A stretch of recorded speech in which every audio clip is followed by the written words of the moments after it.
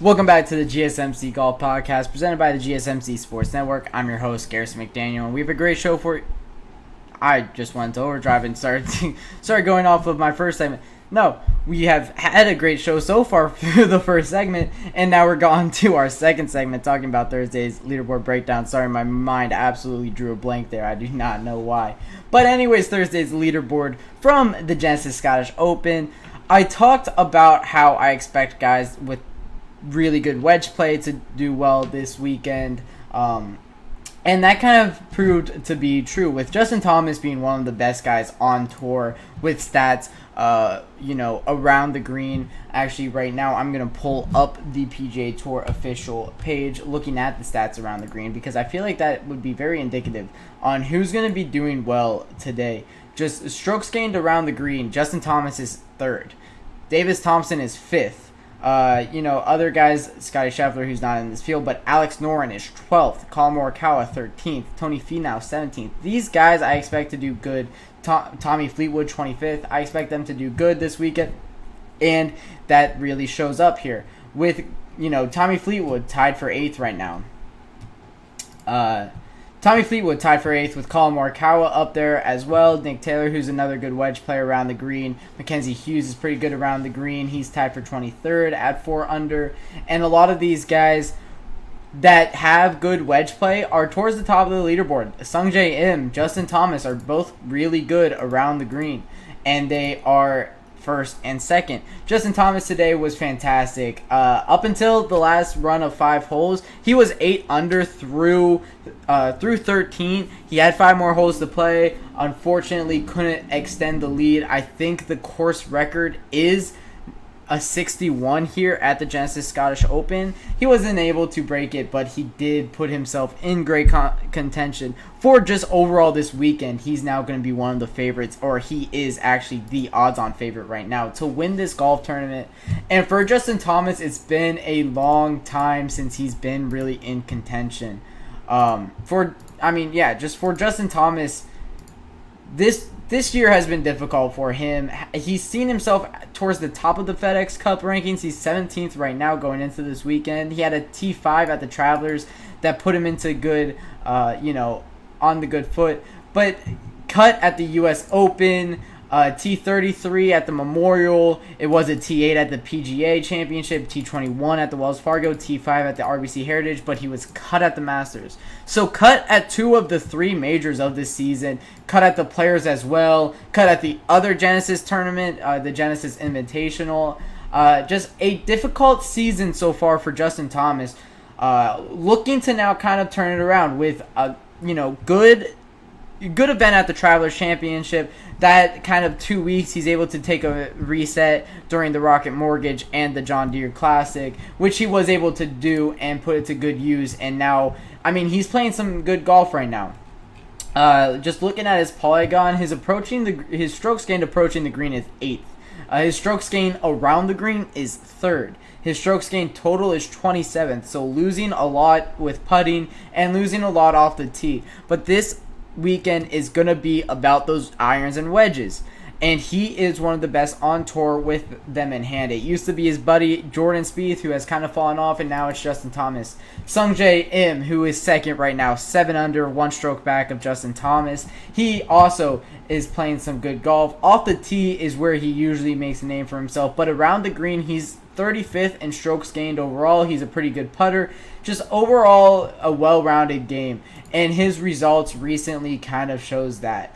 He's been a professional for the last 9 years since he was 17 years old, so he's kind of used to these tournaments, right? But on the PGA Tour, he has not had, he's not been unbelievably impressive. Only 2 wins in his entire career. He has 5 top 10s, however, this year without a win. A T3 at the Travelers, a T8 at the Memorial, a T9 at the Charles Schwab, T4 at the Wells Fargo.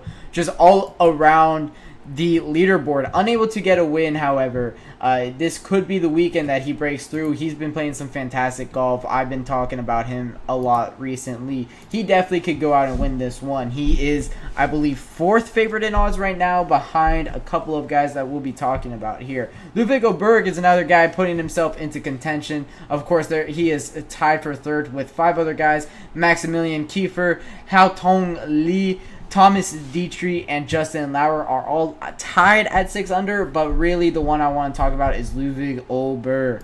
He is a fantastic golfer. I say it so often whenever I get to talk about him. He has the most pure swing on the entire tour. I love his swing. I love how it looks. And he's able to make a mockery of par 5s. And today, through the par 5s, there's 3 of them on this golf course. He was 4 under. I think that's something I'm going to be watching out for. On 16, he got a eagle. On 10, he had a birdie from a 2-putt. He had a birdie from a 2-putt, and then he had another birdie from up and down. So able to play some good golf this weekend. Found himself in a couple of roughs, and that is where it got difficult for him. On the par 4 5th hole, where it's 338 yards, tried to drive the green, however came up short and landed in the bunker, and that made him lay up on it, which just he put himself into a very difficult spot, ended up with a bogey there. His 8th hole ended up with a bogey after his 2nd shot ended up in the rough. So if this guy is able to avoid roughs, he is a fantastic golfer, but he did have 8 under through the other 16 holes. So I think he hit 15 out of 18 greens in regulation as well, which is so impressive. There was I think it actually is the I think it's 8. I think it was the 8th hole where his ball landed on top of Colin Morikawa's ball, and that's how he ended up into the rough off of his 2nd shot. It landed on Colin's ball, sent it flying off the green to the right. I think it was on this par 4 8th that happened. Just such a tough break. I mean, what are you going to do about that? Ended up, however, 6 under on the day, put himself right in contention at T3. Only 2 back of Justin Thomas, and Ludwig Oberg is a guy that can definitely catch you easily. Rory McIlroy, another guy that's in contention. Tommy Fleetwood as well. I'll kind of talk about these guys in the same breath here. Both of them played some fantastic golf. Both of them playing kind of back in Scotland. Of course, Tommy Fleetwood's from England, and Rory McIlroy's from Northern Ireland. So 2 other countries in the UK, but any course in the UK kind of plays very similarly. And when you get that, familiarity in a game, it makes it a little bit easier for these guys. So I expect big things, especially from Tommy Fleetwood. We'll talk about him more in the 5th segment. Byung-Hun An is also at 5 under. Colin Morikawa 5 under. And that's kind of it for the big names. Some guys that didn't play too well today, although I expected them to.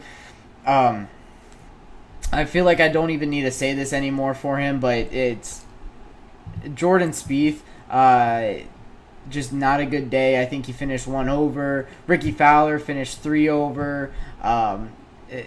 2 guys that just aren't playing good golf, and I haven't played good golf in a very long time. Hideki Matsuyama at 1 over. However, I expected a little bit more from him. Will Zalatoris at 1 over. Can't wait to see that guy, play some good golf again. I do miss when he is good.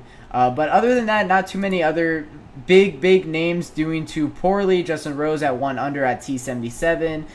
You could consider that poorly. Xander Schauffele 1 under at T77 as well. But there are still 3 more days of this competition. I wouldn't be sounding the alarm bells for those guys just yet if you have a slip of them. But yeah, the leaderboard looks like it's going to shape up to be a fun weekend.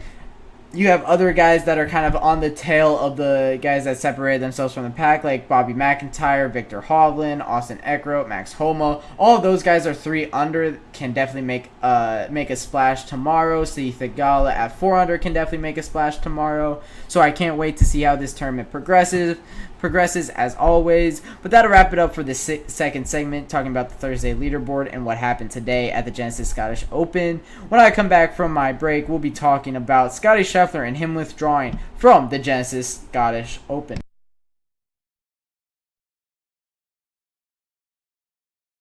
Looking for your daily fix of sports talk without having to pay for it?